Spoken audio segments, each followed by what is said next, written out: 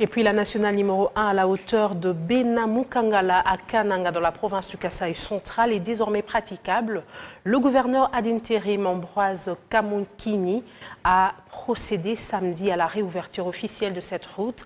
Les travaux de ce site ont été rendus possibles par le gouvernement de la République démocratique du Congo à travers les plaidoyers menés par le gouvernement central. Sola Ntumba Mofika.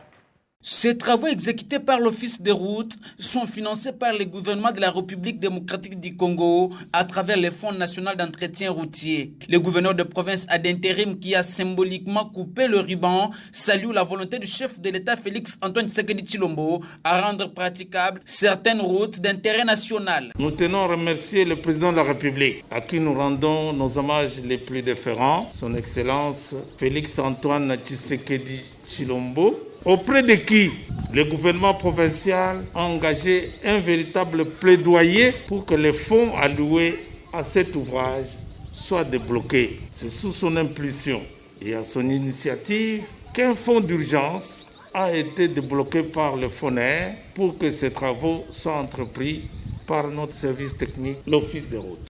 Pour Kamukuni Mukinai, l'ouverture de cette route permettra la circulation des engins sur cet endroit interrompu depuis plusieurs mois par une gigantesque érosion. Les travaux ici entrepris, ce sont des travaux de stabilisation pour éviter qu'à l'approche de ces pluies, que la route soit totalement coupée. Cette ouverture de séjour est destinée à permettre au trafic de se dérouler normalement sur cette avenue très fréquentée, cette route d'intérêt national. Mais il est prévu sur cette route les travaux de bitumage de la route nationale numéro 1 qui va prendre de Kananga jusqu'à Kamwesha. J'invite donc la population à considérer que ce travail a été fait grâce au chef de l'État sur le lobbying du gouvernement provincial qui n'a cessé d'insister sur la destruction de nos infrastructures.